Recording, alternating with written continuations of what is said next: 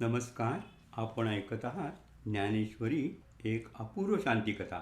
या प्राध्यापक व. कुलकर्णी यांनी दिलेल्या ज्ञानेश्वरीवरील व्याख्यानातील पुष्प 14. वाचक आहेत अनंत साने. पुष्प 14. मी आज 12व्या अध्यायाला प्रारंभ करतो. आपण 11वा अध्याय पाहिला आणि एका विशिष्ट अवस्थेमध्ये अर्जुन आल्यानंतर आपण थांबलो. ती अवस्था म्हणजे भगवंताचं अव्यक्त रूप व्यक्त स्वरूपामध्ये त्यानं पाहिलं. त्याचं सुंदर मनोहर रूप पाहिलं असताना तो अतिशय आनंदित झाला. पण त्याचं रौद्र भयानक रूप पाहिल्यानंतर तो भयभीत झाला. या रौद्र रूपावरच जास्त भर 11व्या अध्यायात दिलेला आपण पाहिला. कारण संहारक रूप हे अर्जुनाला दाखवायचं होतं.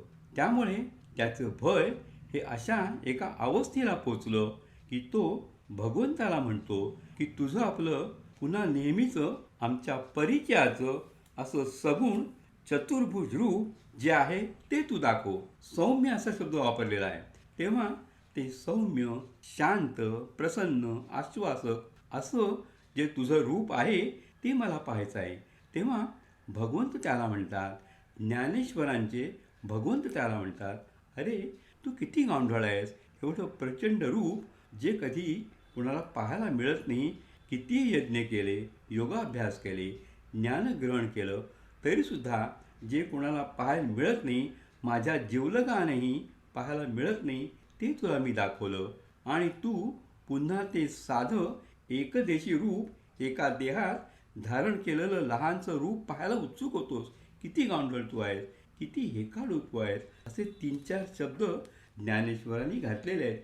तरी तो म्हणतो, हे सगळे असो, आपलं तुझं पहिलं सौम्य रूप पाहायचं आहे. या दोघांचं प्रेम ज्ञानेश्वरीमध्ये असं पाहायला मिळतं की जे दुनियेत पाहायला मिळत नाही. जगातील सगळ्या वाङ्मयातील प्रेमाची चित्र मनापुढे जागी करा. त्याच्या पलीकडचं अर्जुन आणि भगवान श्रीकृष्ण यांचं प्रेम ज्ञानेश्वरांनी कल्पलेलं आहे.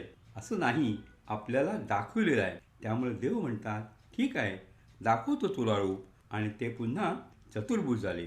मग अर्जुन थोडा सावध होऊन विचारतो. तिथं 12वा अध्याय सुरू होतो. तेव्हा या बोलण्यात मी 200 ओव्या संपवल्या. कारण ह्यात प्रेमाचंच मोठं सुंदर रूप आहे. हे आपण शांतपणानं स्वतःचीच अनुभवून पहा. प्रश्न आता असा विचारला आहे, तू मला अशी दूषणं दिली आहेस आणि म्हणतोस की जे अव्यक्त रूप आहे तेच माझं खरं रूप आहे, सर्वदेशी. हे जे सगुण रूप आहे ते बेताचं रूप आहे. मग मला आता तू सांग की तुझी सगुण रूप भक्ती करणारे अनन्यनिष्ठेनं ते श्रेष्ठ की तुझ्या निर्गुण निराकाराचं ज्ञान पातळीवरती किंवा ज्ञानमुक्त होऊन जे पूजन करतात ते श्रेष्ठ. तेव्हा व्यक्तोपासना की अव्यक्तोपासना? 5व्या अध्यायाच्या तिथं असाच एक प्रश्न विचारला होता, सांख्यनिष्ठा की कर्मनिष्ठा? आता इथं विशुद्ध ज्ञाननिष्ठा की भक्तिनिष्ठा? म्हणजे अर्जुनाच्या मार्फत हे प्रश्न जे येतात ते जीव आणि जगदीश्वर यांचे संबंध कसे असावेत या संबंधीचे आहेत. आणि ते जगाच्या मार्फत होत असतात. हा सगळा जो विचार आहे तो जीव, जगत आणि जगदीश्वर यांच्या संबंधीचा विचार चालू आहे. तेव्हा त्यांनी असं विचारलं की अव्यक्ताशी माझा संबंध मी जोडायचा की व्यक्ताशी जोडायचा? या दोन्हीतलं तत्वता कोणतं श्रेष्ठ आहे? तुला कोणतं आवडतं? श्रेष्ठ काय आहे ते सांगता येतं, पण जे श्रेष्ठ आहे तेच आवडत असतं असं नसतं. त्यामुळे त्याचा प्रश्न तसा थोडासा नाजूक आहे. आणि कृष्णसुद्धा तयार असल्यानं उत्तर देताना दोन्ही अंगानं उत्तर देऊन शेवटी सांगतात की मला भक्ती ही श्रेष्ठ वाटते, सगुण उपासना ही प्रिय वाटते, जवळची वाटते. आता हे सांगायचं आहे, मी आत्तापर्यंत कोणत्याही अध्यायाला मंगलाचरण जे जोडलेलं आहे ज्ञानेश्वरांनी त्याचा उल्लेख केलेला नाही. प्रत्येक अध्यायाच्या उपसंहाराबद्दलही बोलत आलेलं नाही. तो एक स्वतंत्र विषय आहे अनेक व्याख्यानांचा. ज्याची पहिली उभी मी आपणापुढे ठेवणार आहे. या अध्यायामध्ये पहिल्या ओवीत ज्ञानेश्वरांनी निवृत्तीनाथांचं स्तवन केलेलं आहे. ते गुरुकृपादृष्टीचं स्तवन आहे. गुरुकृपादृष्टी जेव्हा शिष्यावरती भक्तावरती पडते तेव्हा ती दृष्टी या शक्तींना जे आत्तापर्यंत दिसत नव्हतं, कळत नव्हतं, ते कळतं, दिसू लागतं. एवढंच नव्हे तर जे कळतं आणि दिसतं ते व्यक्त करता येतं शब्दातून. मला त्याची गरज आहे असं ज्ञानेश्वर निवृत्तनाथांना सांगतात. मला आता वर्णन करायचं आहे, ते देव आणि भक्त यांच्यातील प्रेमाचं वर्णन करायचं आहे. सर्वात अवघड गोष्ट कवीना कोणती असेल तर प्रेमाचं वर्णन करणं अवघड गोष्ट आहे. हे ध्यानात घ्या. प्रेम काय आहे ते सांगता येत नाही. प्रेम बसल्यानंतर कळतं की आपण प्रेम करतो आहोत. हा व्यवहार इतका विलक्षण असतो की भक्तीचा असो की लौकिक जीवनातील असो. तेव्हा असं मला वर्णन करायचे, तू मला ती शक्ती दे. म्हणून त्यांनी सुरुवातीला म्हटले की तू माऊली हो आणि माऊली होऊन मला हे जे काही करायचं आहे त्याच्या संबंधीचा आशीर्वाद तू दे. पहिलीच ओवी आहे, जय जय शुद्धे उदार प्रसिद्धे अनवरत आनंदे वर्षतीये. म्हणजे निरुण, निराकार, म्हटलं तर सगुण, साकार, त्याची दृष्टी, त्या दृष्टीचं स्तवन आहे. ही दृष्टी कशी आहे तर ती शुद्ध आहे. शुद्ध म्हणजे वारंवार आपण पाहिलं की ज्याच्यामध्ये विजातीय एक कणही नसतो. प्रत्येक कण हा सर्व कणांच्यामध्ये जे गुणधर्म आहेत त्या सर्वांनीशी उपस्थित असतो. अशी जी गोष्ट त्याला आपण शुद्ध म्हणतो. तेव्हा तू इतका शुद्ध आहेस, विश्वभर पसरलेला असून सर्वत्र सारखाच तू आहेस, सर्व शक्तिमान, सर्वज्ञ, प्रत्येक ठिकाणी, आणि तू अनवरत आनंदाचा वर्षाव करणार आहेस. ब्रह्म हे आनंदमय म्हणण्यापेक्षा साक्षात आनंदच आहे. त्या आनंदाचा तू वर्षाव करतोस. अनवरत, अखंड, अखंड आनंदाचा वर्षाव करणारी ही जी तुझी कृपादृष्टी आहे, जी शुद्ध आहे आणि जी उदार आहे, देऊ लागली की सगळंच देऊन टाकते.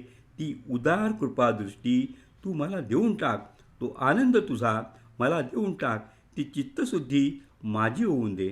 मला सांगायचं आहे ते देव आणि भक्त यांच्यातलं प्रेम सांगायचं आहे. आणि मग पुढं वर्णन करता करता शेवटी त्यांनी असं म्हटले की असा तू माऊलीसारखा जेव्हा मला प्रसन्न होशील तेव्हा काय होईल. म्हणून साधका तू माऊली पिके सारस्वत तुझी ह्या पावली. या कारणे मी सावली न संडी तुझी. तुझी सावली मी सोडणार नाही. आईच्या पदराखाली बालकाला जे सुख मिळतं ते विश्वाच्या परमेश्वराच्या घुमटाखाली उभं राहूनही मिळत नाही. एवढी माऊली मोठी असते. विश्व माऊलीहून तशी ही गुरुमाऊली. मी तुझी सावली सोडणार नाही. त्याचं कारण असं की तुझ्या पावली सारस्वत पिकतं. सारस्वत म्हणजे अशा महान भाव लोकांना येणारे जे अनुभव आहेत ते व्यक्त करणारे जे साहित्य किंवा काव्य त्याला सारस्वत म्हणतात, सरस्वतीचं. तेव्हा हे सारस्वत तुझ्या पावलांनी पिकतं. तुझ्या पावलानं ते आपोआप येतं. लक्ष्मी जशी नववधूच्या पावलानं आपल्या घरात आपोआप येते तिच्याबरोबर, तसं तुझ्या पावलानं हे सारस्वत माझ्या हृदयात येणार आहे, मुखातून बाहेर पडणार आहे, श्रोत्यांच्या कानात उतरणार आहे. हे सगळं तुझ्यामुळे घडणार आहे. तू नुसतं माझ्याकडे पहा, तू पहा की हे घडतं आहे तुझ्या पावली. म्हणून यासाठी श्रम घ्यावे लागत नाहीत, सायास करावे लागत नाहीत, आपोआप येतं. आगमन होतं त्या साहित्याचं तुझ्याबरोबर. तेव्हा हे माऊली ते सारस्वत नुसतं येतं असं नाही, पिकेल, त्याला अंकुर फिटतो असं नाही, ते वाढतं, पूर्ण होतं, कणीस लागतं, दाणा भरतो, दाण्यामध्ये त्याचं जीवनसत्व भरतं, पूर्ण होतं.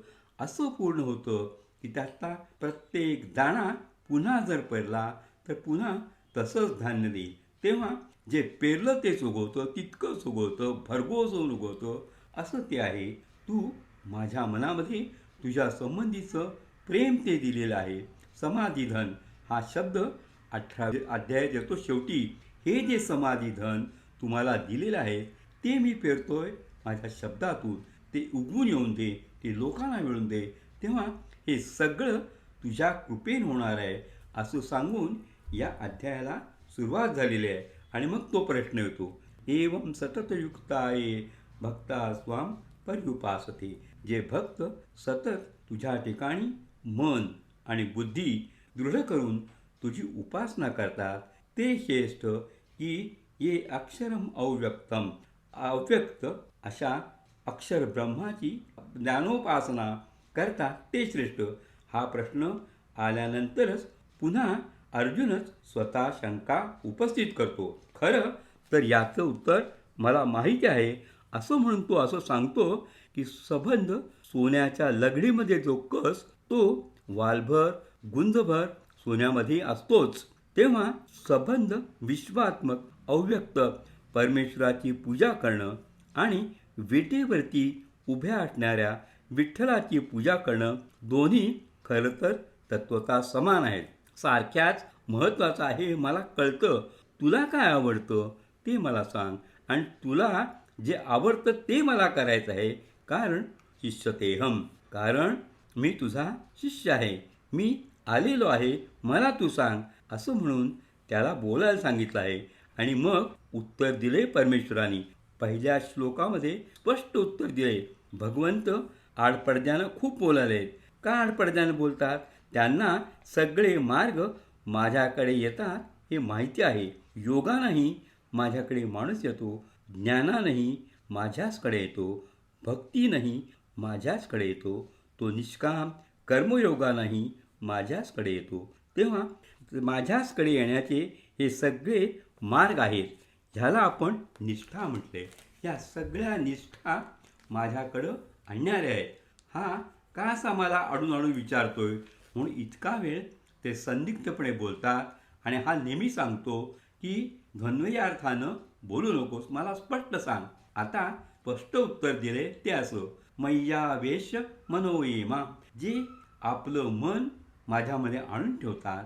मय्यावेश मना, माझ्यामध्ये मनाचा प्रवेश करून ते तिथं स्थिर करतात.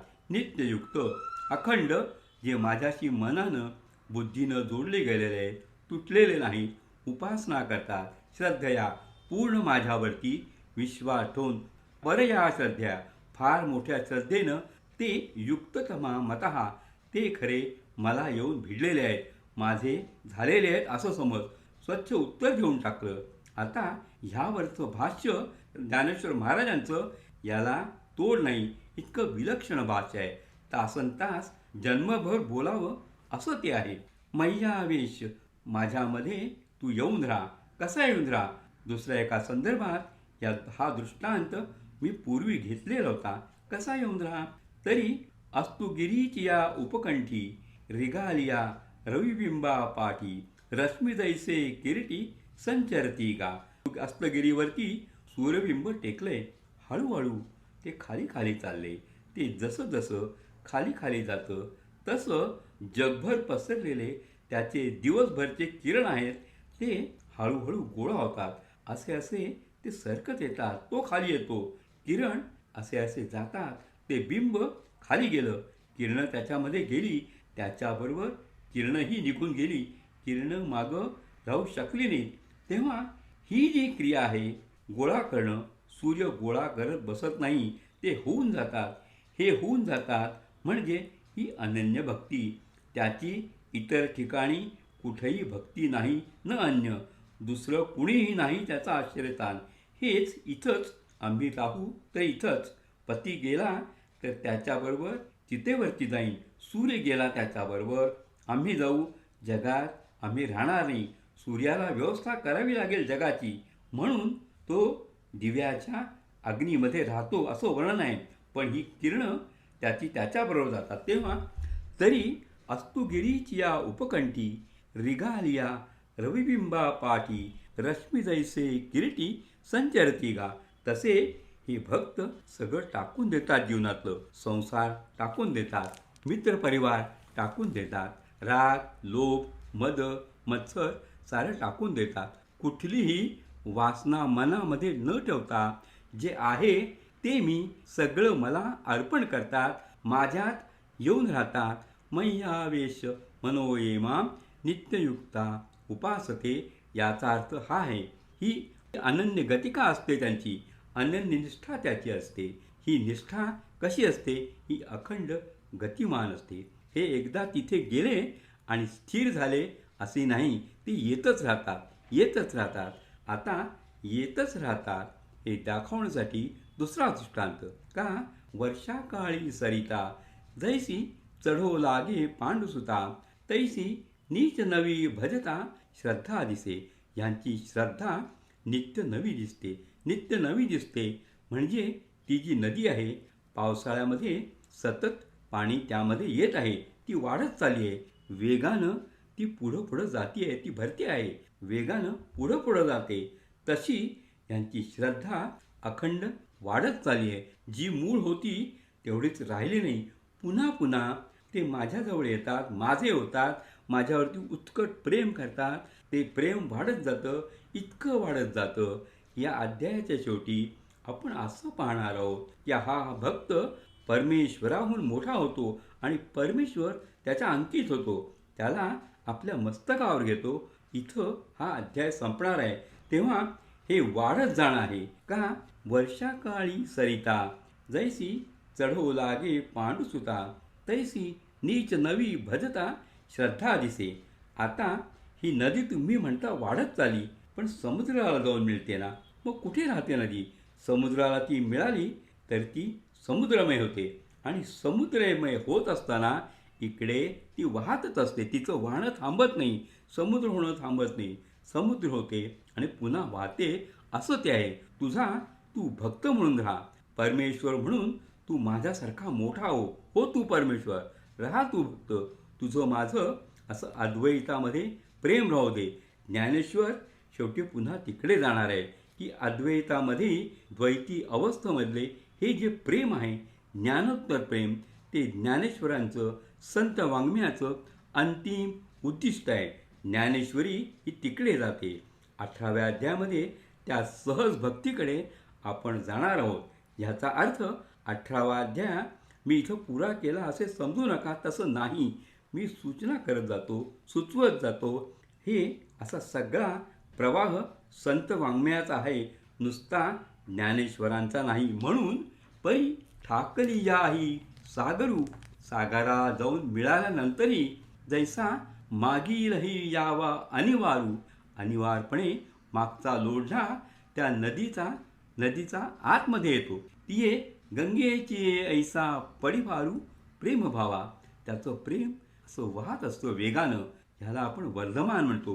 अखंड वाहत जाणारं, वाढत जाणारं असं हे प्रेम असतं.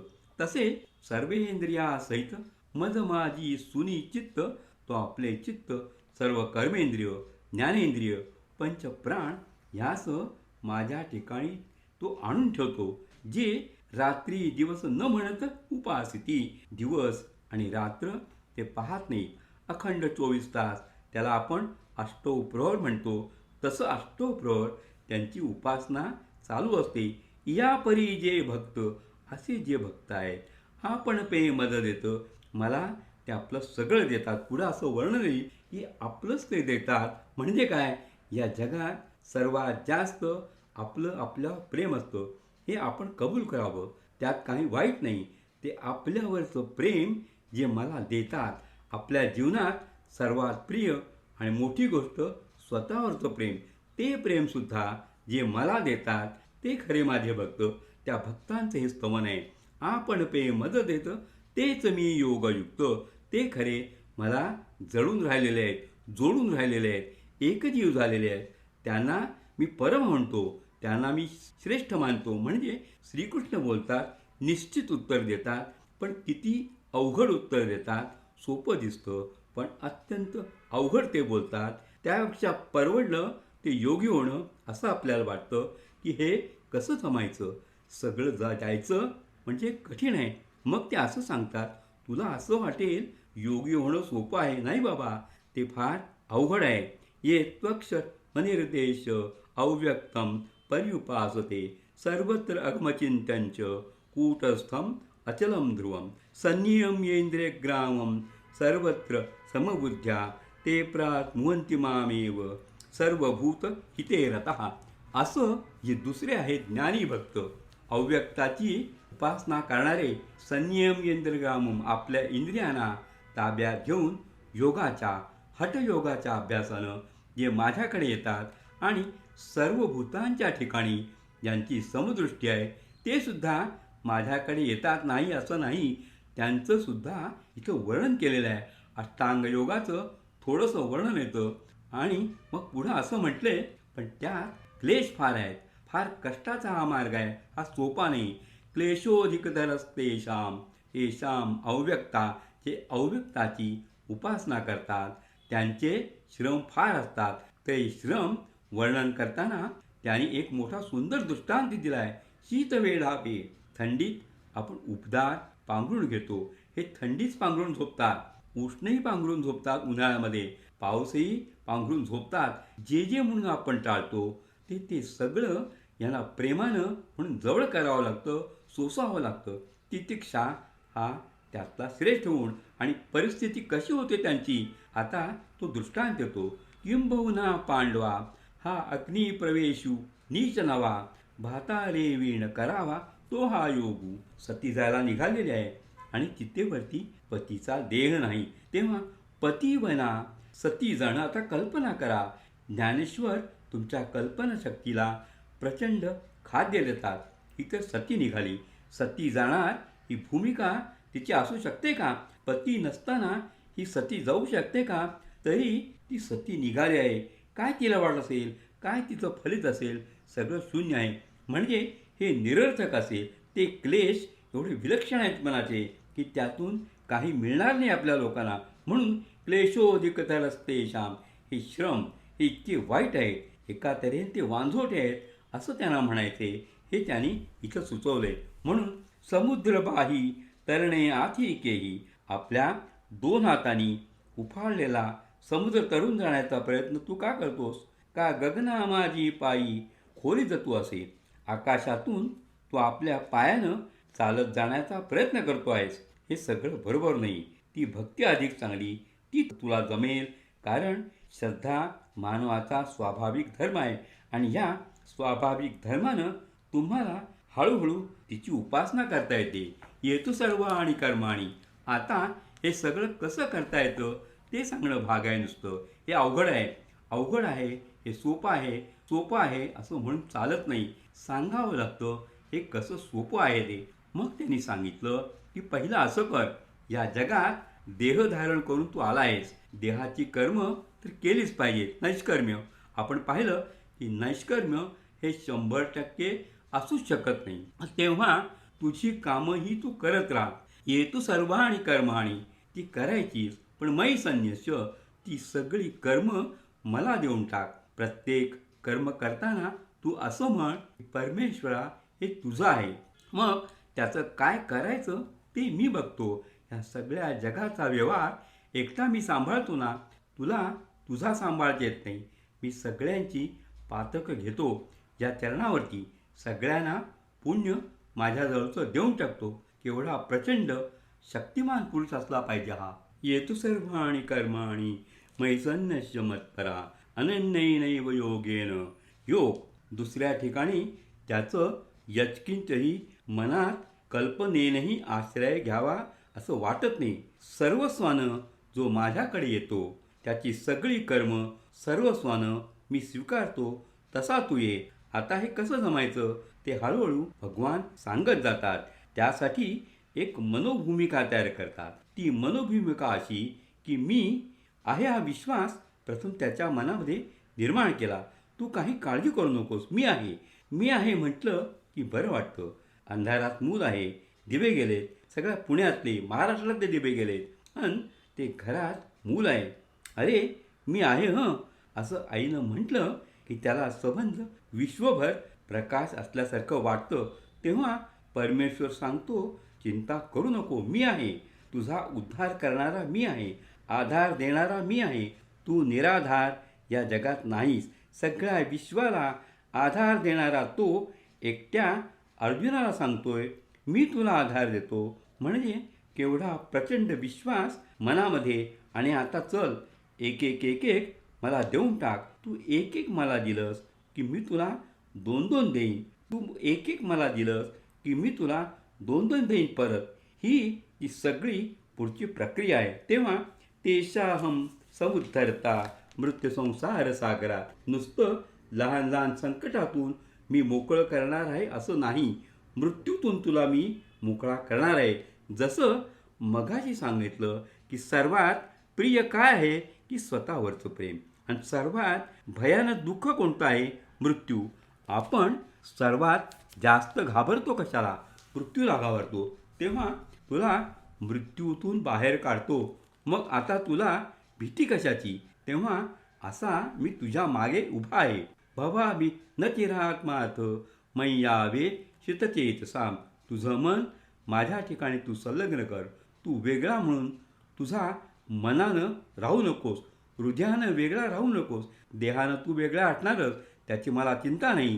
पण त्या देहातलं जे मन, बुद्धी, चित्त, अंतःकरण हे सगळं चतुष्टय तू मला दे, मग मी तुझा आहे.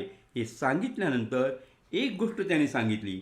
म्हणून गा पांडवा मूर्तीचा मेळावा करून त्यांची या गावा धाव तू आलो. हे पांडवा, असं तू केलंस की मी जो अव्यक्त संबंध विश्वभर होतो, न दिसणारा, जसा सूर्याचा प्रकाश संबंध विश्वभर असतो आणि तो दिसत नाही, आड वस्तू आली की कळतं प्रकाश आहे, तसा मी न दिसणारा अशा तुझ्या भक्तीसाठी धावत येतो. मग कुठली तरी मूर्ती, गणपतीची मूर्ती असेल, शंकराची असेल, आणखी कुणाची असेल, विठ्ठलाची, मी मूर्तीचं रूप घेऊन तुझ्या पाठीमागे उभा राहतो. नामाची या सहस्रवरी एकच रूप घेऊन येतो असं नाही, सहस्र रूप घेऊन मी येतो. विष्णूला सहस्रनामे आहेत, तेव्हा एकेका आकाराला एक एक नाव असतं. त्याला आपण हात म्हणतो, याला पाय म्हणतो, वेगळे आकार आहेत, वेगळी नावं आहेत. तेव्हा नामरूपात्मक हे विश्व आहे. तसं मी एकटा मी, पण माझी सहस्रनामं, ती माणसं ते नाम घेतात. ती सहस्रनाम म्हणजे नुसती नामं नाहीत. अरे, तुला ह्या मृत्यू संसारातून दूर नेण्यासाठी केलेल्या त्या नावा आहेत, त्या नावेत बैस. हा सागर तू तरुण जाशील. एक एक नाव, नाम भक्ती ही आपल्याकडची सर्वात श्रेष्ठ भक्ती आहे. नाम हे ओंकाराचं मूळ आपण मानतो. आपल्याला माहीत आहे की ओंकार हे पहिलं अव्यक्ताचं रूप आहे. त्या ओंकाराचं मूळ विठ्ठलाचं नाम आहे असे हे लोक म्हणतात. ते पुन्हा 18व्या अध्यायात पाहू.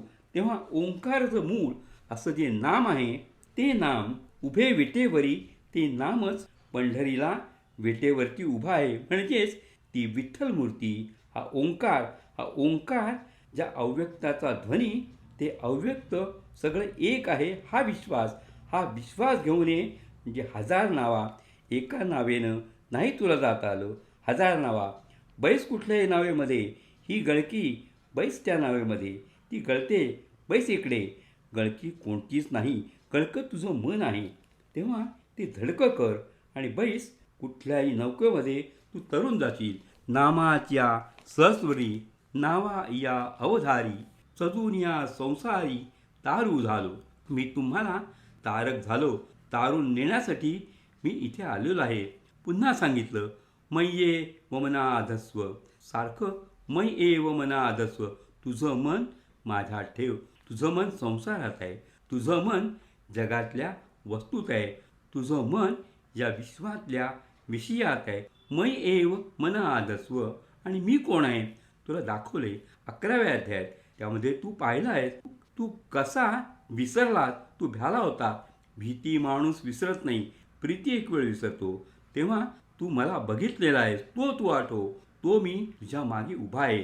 आता करुणा रूपानं, आनंद रूपानं मी उभा आहे. तेव्हा मय्ये मनाधस्व, मयी बुद्धी निवेश.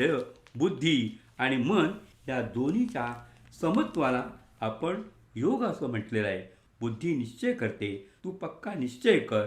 मनानं कृती कर, भावनेनं कृती कर. तेव्हा मन आणि बुद्धीनं माझ्यामध्ये येऊन मिसळ. मग तू मीच होऊन जाशील. माझ्यातच येऊन कायमचा राहशील न संशया. यात तू मनामध्ये किंचितही शंका बाळगू नकोस. जर शंका बाळगलीस तर काय होईल? मनात तुझ्या आत्ता जी इच्छा निर्माण झाली की मला तुझ्यासारखं व्हायचं आहे, मुक्त व्हायचे, ते होता येणार नाही. दीप पालवे, दिवा लावून ठेवला आहे आणि पदरानं वारा घातला. दिवा विझून जातो. म्हणून दीप पालवे सवेची तेज मालवे, का रविबिंबा सवे प्रकाशू जाय. तशी तुझी स्थिती होईल. तेव्हा पडलेला प्रकाश तो टिपून ठेव. त्यासाठी बुद्धीचा निश्चय कर. मनानं श्रद्धेनं तू माझ्याकडे, तू मीच होऊन जाशील. आता हे त्याला पटलं पाहिजे. तो संकेकोर दाखवलाय कायमचा. म्हणून परमेश्वर काय म्हणतात पहा. अरे तुला अजून नाही ते खरं वाटत. जया बोला काही अनारसे नाही. मी बोलतो त्यात काहीही खोटं नाही रे. आपली आण पाही वाहतू असे गा. अरे मी शपथ घेतो माझी जीवाची शपथ, गळ्याची शपथ, माझी शपथ. आता शपथ माझी गळ्याची. हा गळा काय प्रकरण आहे हे त्या एका मिनिटात सांगतो. इथून सगळी वाणी येते बाहेर, वैखरी प्रकट होते. तेव्हा आत्म्याचं ते माझं बोलणं आहे ते जर खोटं असेल तर मी मेलो. आणि खोटी शपथ घेणारा ज्याच्या नावानं शपथ घेतो त्याचं मरण ही आपली श्रद्धा आहे. तेव्हा मी माझी शपथ घेतो असं देव म्हणतो. देव कधी मरणार नाही, अमर्त्य आहे. तो शपथ घेतोय. ज्ञानेश्वर हे किंवा आपले सगळे संत या परमेश्वराला आपल्यात आणतात, आपलंसं करतात. ते आपल्यात वावरतात, आपले होऊन राहतात. आणि राहता राहता ते असं सांगतात की मी तुमच्यात आहे. आता तुमच्या एवढा मी दिसतो आहे. तुम्ही हळूहळू आता माझ्या एवढे होत जाल. आणि होता होता आपण सगळे विश्वात्मक होऊ. अशी सगळी ती प्रक्रिया आहे. त्यातलं आण घेणं हे प्रकरण आहे. आता अतचित्तम समाधातुम न शक्नोशी. पण हे जमत नाही तर मी तुला मार्ग सांगतो. यातला पहिला मार्ग असा आहे की अभ्यास योग. अभ्यास योग म्हणजे तेच तेच पुन्हा करणं. परीक्षेचे दिवस आहेत सध्या मुलांचे. तेच तेच करतात, यश मिळतं. इथं तेच तेच ते काय करायचं. मयी एव मन आधस्व. तुझं मन माझ्यात तू जपून ठेव. हे पुन्हा पुन्हा करायचे. पूजा करायला बसलं, अभ्यास करायला बसलं, बाहेर जायला निघालास, कपडे करतो आहेस, प्रत्येक वेळेला सदा घेता देता उठता बसता कार्य करता. हा जो जुना श्लोक आहे तो ध्यानात आणा. जेवायला बसलं तरी हे जाणीजे यज्ञकर्म उदरभरण नव्हे. ही गोष्ट ध्यानात घेतल्यानंतर प्रत्येक कृतीमध्ये मी आहे अशी मनाची सवय तू लावून घे. याला अभ्यास म्हणतात. पण ज्ञानेश्वरांनी हा अभ्यास अधिक विधायक पातळीवर सांगितलेला आहे. ते म्हणतात की आड काय येतं ह्याच्यात. जिथं जिथं आकर्षणं मनाला होतात, मोह मनाला होतात, त्या गोष्टी आड येतात. तिथं जडलेलं मन काढून ईश्वराच्या ठिकाणी जोडायचं आहे. तिथं ते तोडायचं आहे आणि इथं ते जोडायचं आहे. तेव्हा पहिला अभ्यास तोडण्याचा आणि दुसरा अभ्यास जोडण्याचा. म्हणून आकर्षणाची क्षेत्र कमी करत जायची आणि जोडण्याची प्रेमाची क्षेत्र वाढवत जायची. ही ती क्रिया म्हणून अभ्यास क्रिया आहे. म्हणून त्यांनी असं म्हटलं की काय करतू जैसा शरत्कालू रिगे आणि सरिता वोहटू लागे तैसे चित्त काढील वेगे प्रपंचोनी. शरद ऋतू सुरू झाला, दसरा दिवाळीचे दिवस, अश्विन कार्तिक की पाऊस संपलेला असतो आणि नद्यांचं पाणी हळूहळू ओहटू लागतं. तसं तुझं मन शरदकालातील नदीप्रमाणे हळूहळू प्रपंचातून कमी करून टाक. की 10 गोष्टी आवडत होत्या आता 9च आवडू दे. रोज इतकं खात होता, 2 घास कमी खा. 2 कमी आज खाल्ले, उद्या आणखी 1 कमी खा. असं होत होत तुझं जेवण मर्यादित होऊ शकतं. आणि ते इकडं जोडून ठेव. 10 नामस्मरण केलं आता 15 कर, आता 20 कर. असं हळूहळू इकडे वाढवत जा, हळूहळू तिकडे कमी करत जा. हे तर जमेल. महान भावांची मला आठवण झाली. लीळा चरित्रामध्ये चक्रधर स्वामी निघाले तेव्हा शिष्याने विचारलं, महाराज तुम्ही गेल्यानंतर आमचं कसं होईल. रडायला लागले. त्यांनी सांगितलं, रडायचं काय कारण आहे. तू माझं स्मरण कर रोज. एकदा स्मरण केलं की तुझं इकडं विस्मरण होईल. दुःखाचं विस्मरण आणि माझं स्मरण म्हणजे आनंद. हे सांगत असताना किती छान सांगितले पहा. यादव काळातलंच आहे. ज्ञानेश्वरांच्या आधी 100 वर्ष. बटिका हे शिष्या दिसा माझी हे हे म्हणजे माझं. दिसा माझी हे वेळा 10 20 8 विजे. दिवसातून 10 20 वेळा तू माझी आठवण कर. वेळा 10 20 नाही तरी 7 5 वेळा 8 विजे. 7 5 वेळा नाही तरी 2 5 वेळ 8 विजे. 2 4 वेळा नाही 1 वेळू तरी 8 विजे. 1 वेळ 2 वेळ 2 वेळ 1 वेळ 8 विजे. दिवसू वांझू जाऊनी दी व दिवस वांझोटा जाऊ देऊ नकोस. एकदा का होईना चुकून का होईना माझी आठवण कर. अशी आठवण एकदा चुकून केली की मग दुसरी वेळी जाणीवेनं होतं. मग ह्या 2 आठवणी मिळून तिसऱ्या आठवणीला मग शक्ती देतात आणि मग आठवणीला आठवण पानफुटीला जसं असतं तशी ती फुटत जाते आणि आठवणीमध्ये आपण मग्न होतो. इकडून तोडलं तिकडून जोडलं असं हे आहे.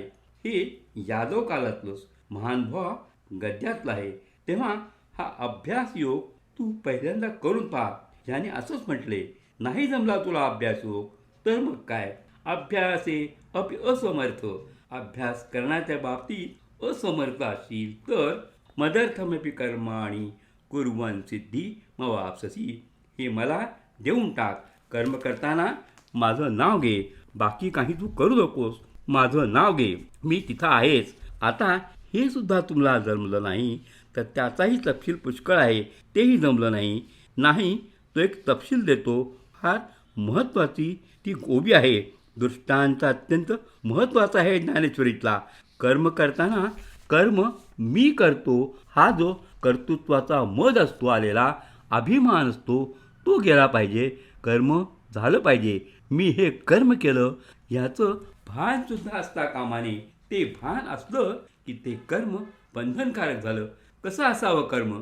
माळविये जेवते नेले तेवते निवांतच गेले. तया पाणिया ऐसे केले होवा वेगा. मोठ चालू आहे. धावेवरून बैल खाली उतरत आहेत. मोठ भरून वर येत आहे. ती ओतली जाते. पाटातून पाणी चाललंय शेतामध्ये आणि तिकडे शेतकरी आलेलं पाणी तुंबवतो.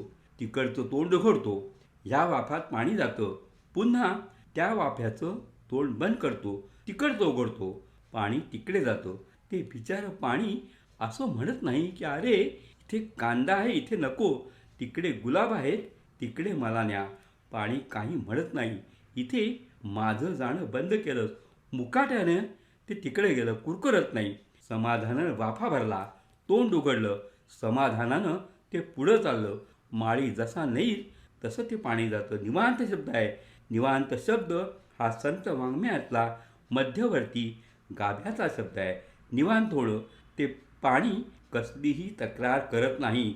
त्याचा जीवनधर्म काय आहे? उताराकडे वाहत जाणं. त्याचा दुसरा जीवनधर्म काय आहे? जिथं मी जाईन तिथं त्याला जीवन देईन. मी त्याला जगवीन. हे जगवण्याचं काम तो करतो. तेव्हा तो जातो. तो जगवतो. कुरकुर करत नाही. निवांत स्वतःच्या ठिकाणी असतो. तुमचं कर्म असं असू द्या. त्या पाण्याला पत्ताही नसतो. आपण कसं चाललोय, कुठं चाललोय, काय करते आहोत हेही माहीत नाही. कर्म तर तिथं चालू असतं. त्याचं फळ तर तिकडे निर्माण होत असतं. असं आपलं कर्म झालं पाहिजे. त्याचा कर्ता मी आहे हे संपलं पाहिजे. म्हणून माळीये जेवते नेले असं असायला हवं. या ओळीवरती किती लोकांनी किती लिहिलेलं आहे. म्हणून प्रवृत्ती आणि निवृत्ती ये बोधी नेघे मती अखंड चित्तवृत्ती माझ्या ठाई. तेव्हा तू प्रवृत्ती आणि निवृत्तीचं ओझं घेऊ नकोस. हे ओझं घेणं बघण्यासारखं असतं. माझ्या हाताचं मला ओझं होत नाही. पण हात माझा मोडला की ओझं होतं. मग त्याला आधार द्यावा लागतो. गळ्यात अडकवून ठेवावं लागतं. त्याचं कारण प्राणशक्तीचा त्याचा संबंध इथे निखळलेला आहे. तेव्हा प्राणशक्तीचा संबंध निखळला की ही वस्तू मला परकी होते आणि परक्या वस्तूचं ओझं असतो. डोक्यावरती मी गाठोडं घेतलं. सजाते नाही ती वस्तू, पण माझ्या डोक्याचं ओझं माझ्या खांद्याला होत नाही. पण डोक्यावर घेतलं गाठोडं की त्याचं ओझं होतं, परकी वस्तू. तेव्हा हे कर्म परक्याचं म्हणून तू करशील तर त्याचं ओझं येईल. श्वास आणि निश्वास हे जसे आपोआप येतात, त्याचं ओझं होत नाही. पण ज्यावेळेस श्वास आणि निश्वास आपोआप होत नाही, ब्रीदिंग हे जेव्हा अडतं, मग आपण डॉक्टरना बोलवतो, कारण मग ते सहेतूक करावं लागतं. तेव्हा सहेतूक करण्याची गोष्ट आली की ती विजाती झाली. तेव्हा तुमचं कर्म स्वाभाविकपणे, सुखरूपपणे, निकोपपणे व्हावं, पत्ता नसावा त्याचा श्वास आणि उच्छ्वासाचा. आपण डोळे मिटतो आणि उघडतो, कुठे पत्ता आहे? डोळे मिटल्यानं दृश्य नष्ट होत नाही, इतक्या क्षणार्धात ते होतं की सेकंदाला 16 चित्र तशी उमटावीत आणि त्याचं चित्र पाहावं, तसं हे आपण पाहत असतो. अशा स्वाभाविक क्रिया कर्माच्या होऊन दे. एतत् अपि अशक्त असी. हे जर तुला जमलं नाही तर सर्व कर्मफल त्यागम कर. कर्म विसरलास मला, पण कर कर्म, पण त्या फळाची तरी अपेक्षा ठेवू नकोस. हे तर सर्वात अवघड. काही न करता फळ मिळावं असे आम्ही सत्पुरुष. आणि हे तर म्हणतात की सगळं करून ते फळ टाकून दे. हे कसं आम्हाला जमणार? परमेश्वरानं सांगितलं की हे जमणार नाही तर हे कर. म्हणून सर्वात अवघड गोष्ट त्याने सांगितली. ती कशी? तर अर्जुना हा फल त्यागू दृष्टांत दिलाय वृक्षाचा. अरे, वृक्ष पाहतोस, त्यांना फळं येतात. एकतरी झाड आपलं फळ स्वतः ते खात बसलेलं कोणी पाहिलंय का? आंबा आपली फळं चाकतो नाही, तो देत जातो. पक्षी आला, चोच मारली, खा रे बाबा. तो पोपटाला दगड मारत नाही. गोंडस बाळ आलं आणि तोडलं फळ, घे रे लेकरा असं म्हणत नाही. कुणीही यावं आणि त्याला खाऊन जावं. तो भरलेला आहे, फुललेला आहे, फळलेला आहे सर्वांच्यासाठी. तसं तू कर्म करत राहा. तुझी फळं ही सर्वांना आपोआप मिळतील. तुला सोडून कोणीही खाणार नाही, हे लक्षात घेतलं पाहिजे. तुला तर प्रथम मिळेलच. आपण मागं पाहिले, कुणाला चोर म्हटले? यज्ञ अवशिष्टच. तू फक्त खायचा आहेस. सगळं जर तू खाल्लंस तर तू चोर आहेस. तू पाप भक्षण करतोस असं होईल. म्हणून त्याने तो दृष्टांत दिला. आणि मग अभ्यासाच्या पावटी याचाही अभ्यास कर, म्हणजे हळूहळू एक एक फळ सोडून दे. एक एक कर्माचं फळ तू सोडून दे. एका कर्मानं 10 फळं मिळणार असतील तर 9 मिळून दे. 9 मिळाल्यानंतर पोट भरल्यासारखं वाटत असेल तर आता 8 मिळून दे. असं होत होत तुझा कर्मफल त्याग होईल. कर्म तर चालूच राहील.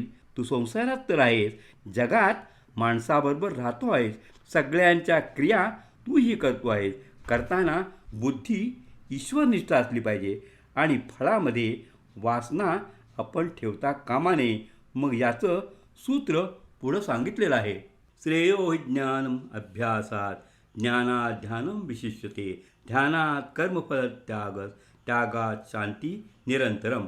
अभ्यास हा महत्त्वाचा आहे. ज्ञानम अभ्यासात, अभ्यासाहून ज्ञान श्रेष्ठ आहे, ज्ञानाहून ध्यान श्रेष्ठ आहे, ध्यानाहून कर्मफल त्याग श्रेष्ठ आहे आणि कर्मफल त्यागानं शांती म्हणजे मुक्ती मिळते. हा क्रम दाखवलेला आहे. ज्ञानेश्वरांनी हा क्रम जाणीवपूर्वक सांगितलेला आहे.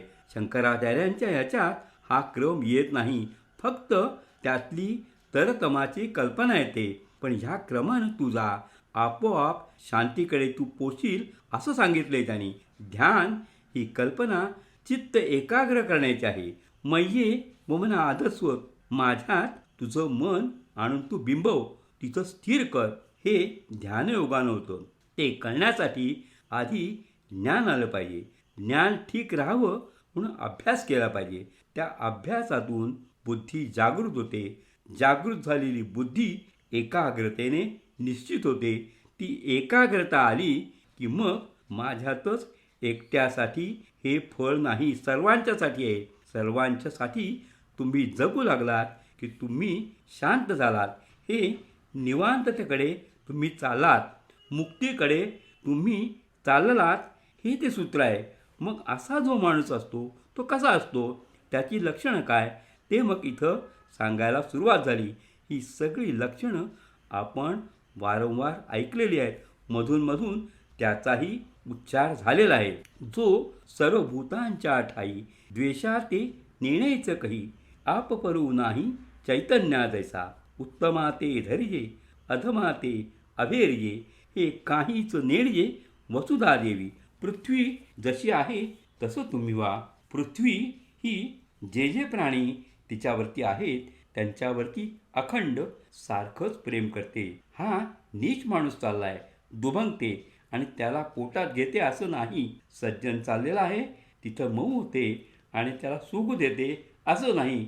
नीच असो किंवा उत्तम चांगला माणूस असो, सज्जन असो, पृथ्वी दोघांनाही सारखीच माया देते. मी ते वाचतो नुसतो, याचा फार तपशील देण्याचं कारण नाही. का रायाचे देह चाळू रंका परोते गाळू हे न म्हणे कृपाळू प्राण उपैगा. देहातला जो प्राण आहे तो म्हणतो राजाच्या देहात मी राहिलोय, बरं वाटते, या देहात राहू इथं अधिक वेळ. पण असं जर ठरलं असेल की आज त्यानं मरायचं आहे तर तो प्राण म्हणे की नाही, अरे राजाच्या देहात मला सुख वाटते पण एक क्षण त्याला राहता येणार नाही, लगेच बाहेर पडावं लागेल. तिकडे दरिद्री माणसाला तिथे त्याचे हालहाल होत आहेत. प्राणाला वाटले की त्याच्या देहातून जावं, पण ही त्याची जर वेळ ठरलेली नसेल तर तिथं त्याला मुकाट्यानं राहावंच लागेल. तेव्हा प्राणाला तो एक रंग सोडता येत नाही, राजालाही सोडता येत नाही.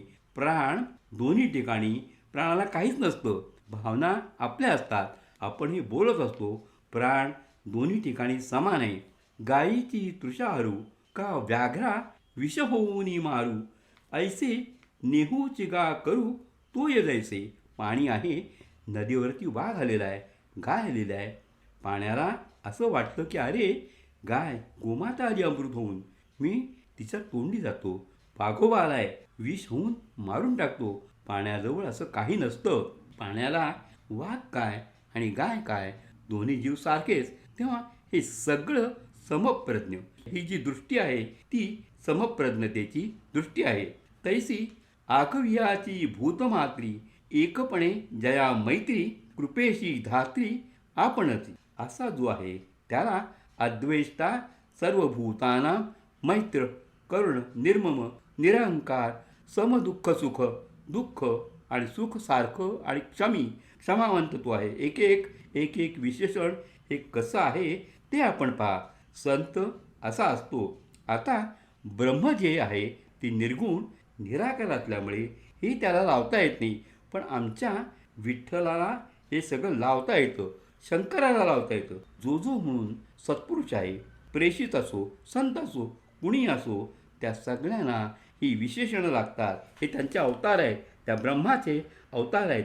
आणखी कसा तो असतो? संतुष्टम सततम योगी ज्याचा आत्मा दृढनिश्चया मय्यर्पित मनोबुद्धीर यो मे भक्त समे प्रिया. मय्यर्पित मनोबुद्धी हे पुन्हा पुन्हा आले.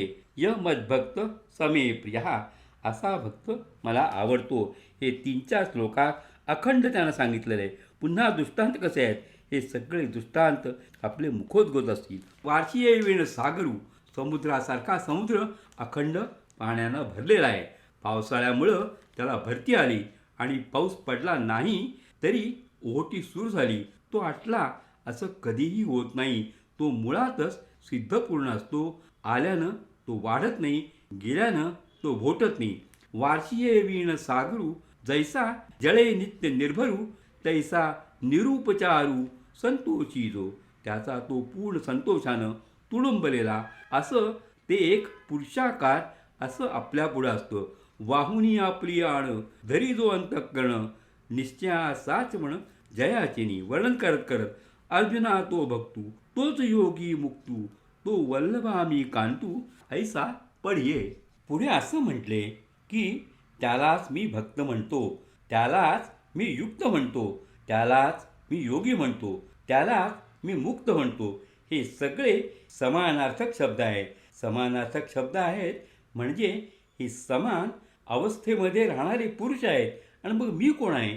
त्याचं माझं नातं हे पती पत्नीचं नातं जसं असावं तसं आहे. पती पत्नीपेक्षा कांत कांता प्रेम आहे. इथं कांत कांता प्रेम आहे. प्रिया प्रियकरासारखं हे आमचं त्याचं नातं आहे असे तू समज. हे वर्णन करता येत नाही. अशा प्रेमाकडे हे चालले. म्हणून गुरुमाऊलीला सांगितले की तू मला शक्ती दे, हे ते आहे. पुढे ज्ञानेश्वरां श्रीकृष्ण हे गुंगलेले आहेत त्यामध्ये. ते म्हणतात, काय आता सांगावं, तू माझा लाडका, विषय लाडका, मी तर स्फूर्तीत आलेलो आहे म्हणून बोलून गेलो. कांता आणि प्रियकर हे नको होतं बोलायला, त्याचं त्यालाच काय वाटलं कुणास ठाऊक, नको होतं बोलायला, पण बोलून गेलो, माफ कर, ही अलीकडची भाषा आहे, प्लीज एक्सक्यूज, थँक्स वगैरे सगळे फॉरेन वर्ड्स, म्हणजे परक्या संस्कृतीचे दर्शक आहेत ते. आपल्या मुद्रेवरती दिसतं सुख किंवा दुःख, क्षमा, याचना हे मुद्रेवरती दिसतं, आपण बोलून दाखवत नाही. तसं त्यांनी बोलून दाखवलं नाही, पण म्हटलेलं आहे की काय करू बरं, म्हणून गा मा वेगा आली उपमा. त्या प्रेमाच्या स्फूर्तीमध्ये मी बोलून गेलो, उपमा दिली. एरवी काय प्रेमा अनुवाद असे. अरे प्रेम कधी बोलून दाखवता येतं का, पण बोलून गेलो. तेव्हा गप्प परमेश्वर हे ज्ञानेश्वराचं मधूनमधून आणखी कसे असतात हे लोकात तर ते वागत असतात, लोक सोडून विजनात ते गेलेले नाहीत. साधू संत तुमच्या आमच्यात असतात. यस्मान्नो द्विजते लोको लोकांनो द्विजते त्यजः हर्षामर्ष भयो योगा मुक्तो यस सचमे प्रिया. हे सागरात जसे मोठमोठे मासे विहार करावेत, त्या माशांना पाण्याचा त्रास नाही, पाण्याला माशांचा त्रास नाही. दोघेही एकमेकांच्या संगतीत राहतात, नुसते राहतात नाही, ते एकमेकांच्या संगतीने जगतात. पाण्याच्या बाहेर मासा राहू शकत नाही आणि पाणीही त्याला म्हणतं तू इथेच राहा, तू माझाच आहे, आणि तोही सांगतो की मी समुद्रात तुझाच आहे. तेव्हा असे हे इथे राहतात. दोघे एकमेकांना उभवत नाहीत, विसंगत एकमेकावरती राहूनही विसंगत वर्तन करत नाहीत, विश्वास कमावत नाहीत, विश्वास कमावतात, श्रद्धेनं एकमेकांना देतात, घेतात, जगवतात. असं हे सगळं आहे. सिंधूचे निमादे जलचरा भय नुपजे आणि जलचरी नुबगिजे समुद्र जैसा तेवी उन्मत्त जगे. हे जग कितीही उन्मत्त झालं, काय शब्द वापर आहे. उन्मत्त जगाचं वर्णन आपल्याला काही आता वेगळं करायचं कारण नाही. गेल्या महिन्यातला सगळे अंक उठल्या चहा पिताना आपण वाचतो ते मनात आणा. तेवी उन्मत्त जगे जयाची खंती न लगे आणि जयाचे अंगे न शिणे लोकू. लोकही त्यांना उभत नाहीत आणि हेही त्यांना किंबहुना पांडवा शरीर जैसे अवयवा तैसा नुबगे जीवा जीवपणे येतो.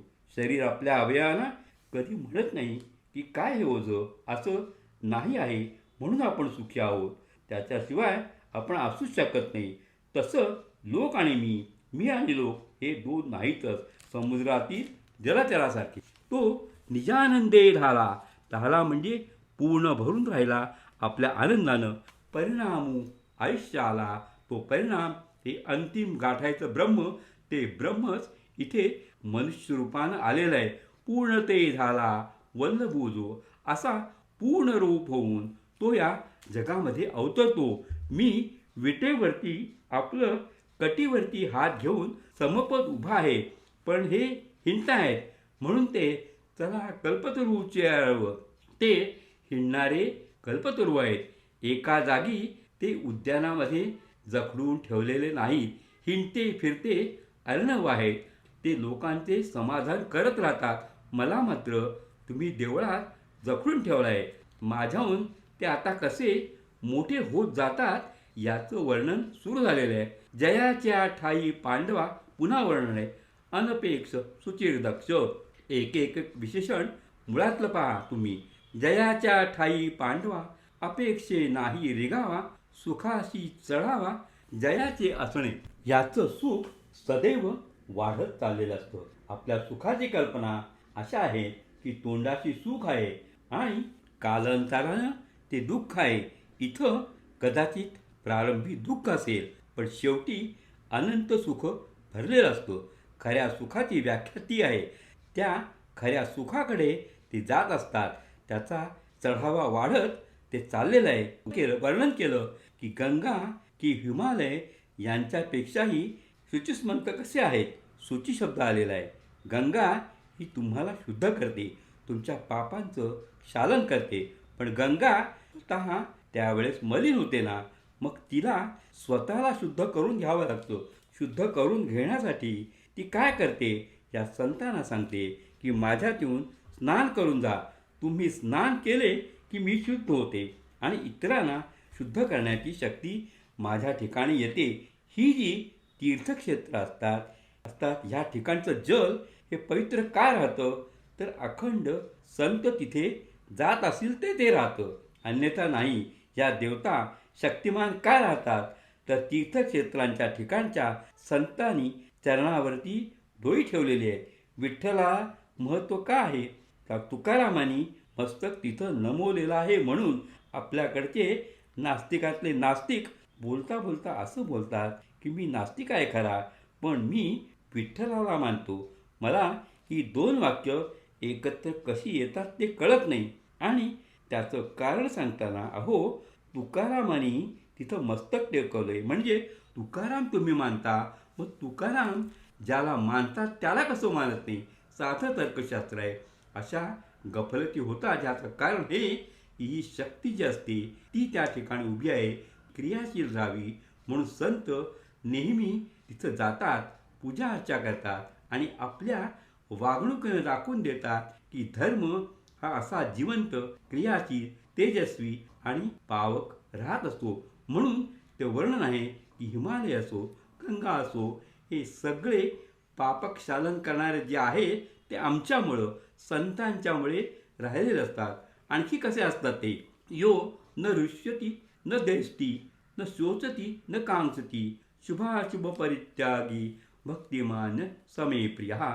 हे काहीही मागत नाहीत, कारण सगळं मिळालेलं असतं. सगळंच मिळालं असतं म्हणजे काय हो? काय स्वार्थी आहे, श्रीमंत आहे ते? तसं नाही. यांना सगळं मिळालेलं असतं, हे सगळ्यांना देण्यासाठी असतं.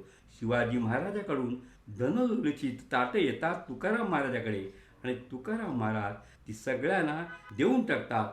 उसाची मोळी घरी येईपर्यंत परस्पर गावात वाटली जाते आणि घरातली पोरं पुन्हा आपली उपाशीच असे हे संत असतात. तेव्हा ह्यांना आनंद कशाचा नाही, ह्यांना दुःख कशाचं नाही. म्हणजे हे विटलेले आहेत का? हे विटलेले नाही. हे पूर्ण आनंदानं भरलेलं असल्यामुळे या पूर्णतेच्या बाहेरचा आणखी एक बिंदू टाकावा तर हे अपूर्ण आहे. हे बिंदू एक बिंदू का होईना हे अपूर्ण होते. तसं हे नसणार, ते पूर्ण असल्यामुळे यांना कशाचीही अपेक्षा नसते. जो आत्मलाभासारिखे गोमटे काहीच न देखे म्हणून भोग विषयके हरिखे जेना. त्याला हर्ष होत नाही, कारण आत्मलाभ झालेला आहे. सूर्याचं उदाहरण दिले. सूर्याला रात्र झाली म्हणून दुःख होत नाही आणि दिवस झाला म्हणून आनंद होत नाही. रात्र आणि दिवस यांचं भानच त्याला नसतं. सूर्यानं रात्र कधी पाहिली नाही, सूर्यानं दिवस कधी पाहिला नाही.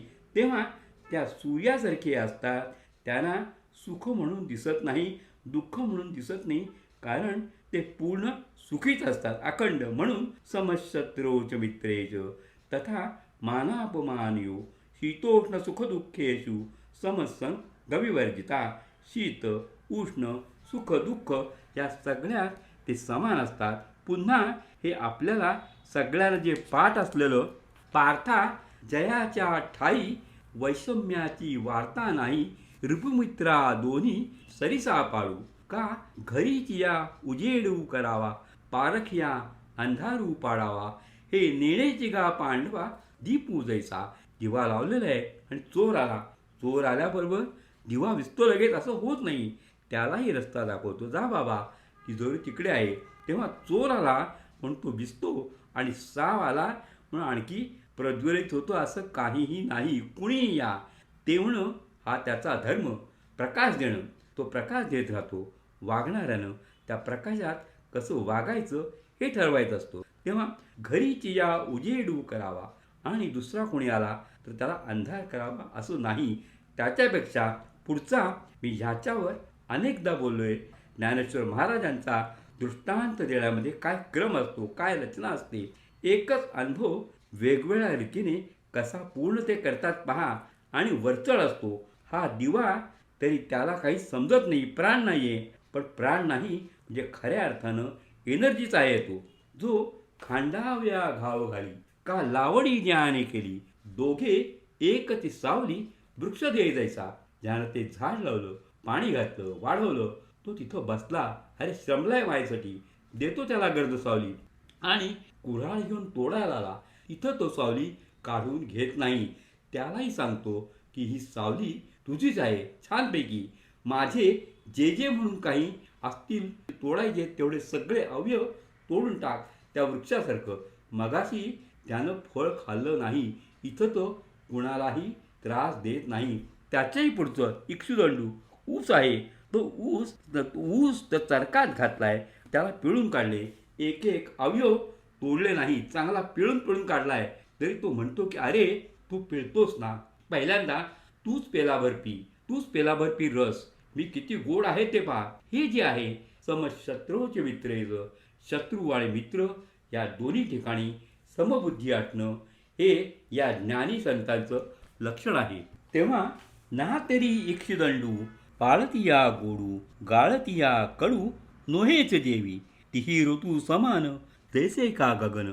आकाश तिन्ही ऋतूमध्ये सारखंच असतं. पावसाळ्यामध्ये भरून येते मेघानी, ते निर्लिप्त असतं. संध्याकाळच्या वेळेला रंगीबेरंगी ते दिसतं. उषक्कालच्या वेळेला ते निर्लिप्त असतं. उन्हाळ्यामध्ये काहीही नसलं तरीही ते निर्लिप्तच असतं. त्याला कुठेही डाग म्हणून लागत नाही. तसं या उन्मत्त जगामध्ये हे राहिले तरी हे निवांत असतात, स्वच्छ असतात. तुल्यनिंदा सुतीर मौनी. मौन ह्या शब्दावरती पुन्हा वेगळं व्याख्यान द्यावं लागेल. मौन काय गोष्ट आहे आपण बघू पुढे, प्रसंग येईल 18व्या अध्यायामध्ये. तुल्यनिंदा सुतीर मौनी संतुष्टो येन केनचित अनिकेत स्थिरमतीर भक्तिमान मे प्रियोन राहा.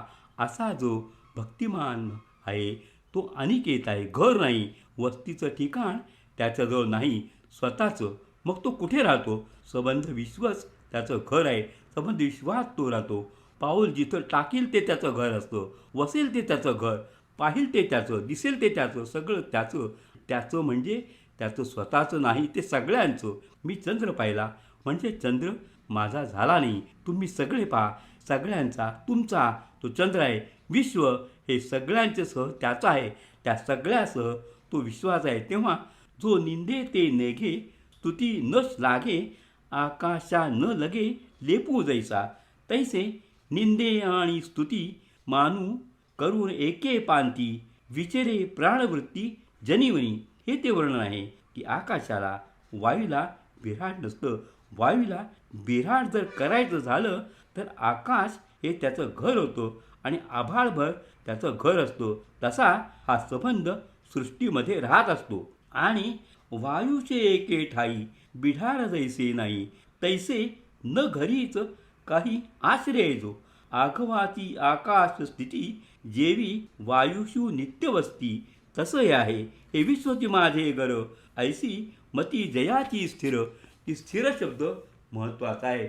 आपण स्थितप्रज्ञ पाहिला, स्थिरबुद्धी पाहिली, त्या स्थिरतेनं अखंडतेनं हा अनुभव ज्याला येतो तो किंबहुना चराचर आपण झाला. अशा अवस्थेत जो गेला तो ज्ञानीभक्त. हा ज्ञानीभक्त हा संतांच्या वाङ्मयातला आदर्श पुरुष आहे. भक्ती ही नुसती असेल, तिला अधिष्ठान ज्ञानाचं जर नसेल तर ती एखाद्या वेळेला ढासळण्याची शक्यता असते.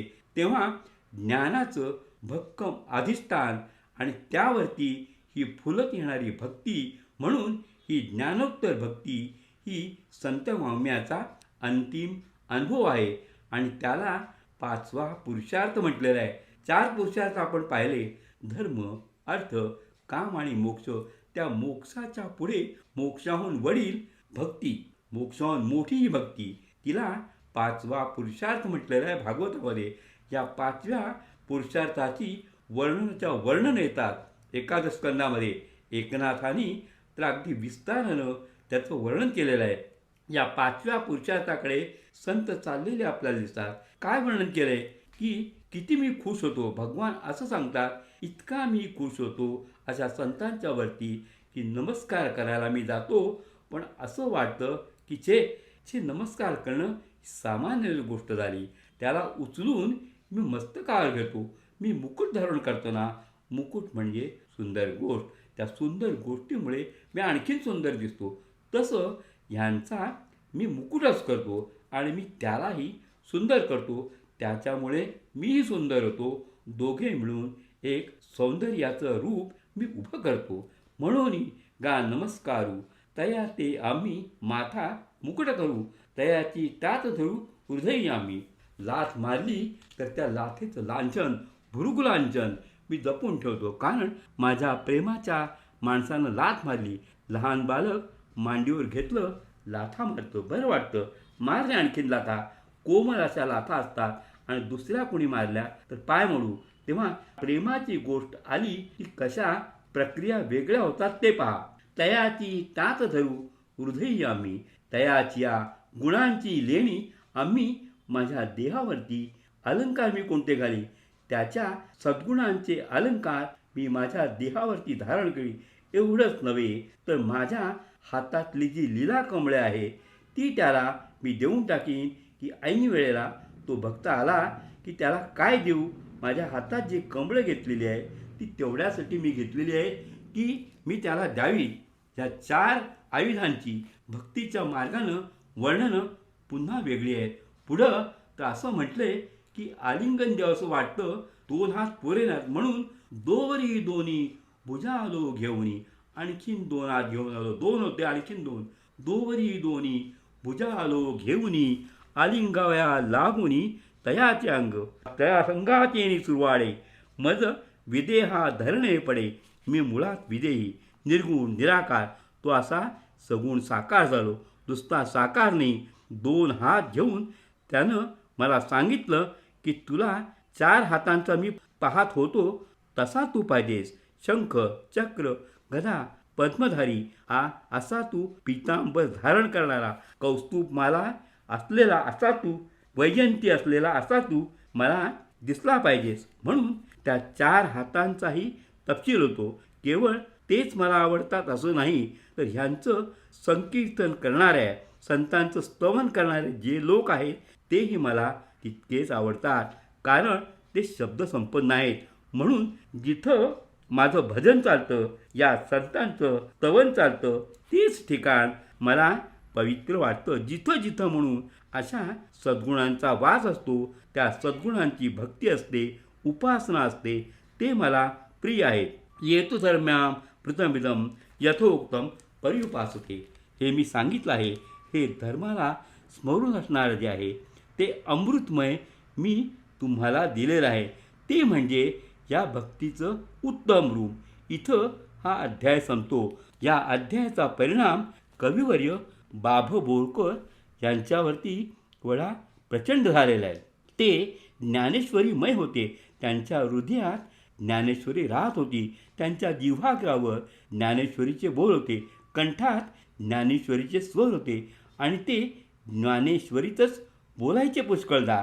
हे वाचल्यानंतर त्यांना काय प्रतीत झालं ते त्यांनी एका कवितेत म्हटलेलं आहे. जीवन त्यांना कळले हो. ही कविता आपण आज या संदर्भात वाचू. अध्याय संपलेला आहे. मी त्याचं समारोपाचं 13व्या अध्यायाला जोडताना बोलेल. तेवढी कविता आपण ऐकू. जीवन त्यांना कळले हो, मी पण ज्यांचे पक्व फळावरी सहजपणाने गळले हो. जीवन त्यांना कळले हो. अशी ही कविता होती. छोटी कविता आहे पण अपूर्व कविता आहे. संबंध संत सारस्वताचं रहस्य त्याच्यामध्ये आहे. जळापरी मन निर्मळ ज्यांचे गेले तेथे मिळले हो. चराचराचे होऊन जीवन स्नेहासम पाजळले हो. जीवन त्यांना कळले हो. सिंधू समृद्ध्यात जयांच्या रससगळे या कळले हो. आपत्काली अनदिनावर गण होऊन जे वळले हो. जीवन त्यांना कळले हो. दुरितजयांच्या दर्शन मात्रे मोहित होऊन जळले हो. पुण्यजयांच्या उजवाडाने फुलले अन परिमळले हो. जीवन त्यांना कळले हो. आत्मदळाने नक्षत्रांचे वैभव जाणी तुळले हो. साया सावण ब्रह्म सनातन घरीच जा आढळले हो. उरीच जा आढळले हो. जीवन त्यांना कळले हो. मी पण ज्यांचे पक्व फळावरी सहजपणाने गळले हो. जीवन त्यांना कळले हो. ओम शांती शांती शांती.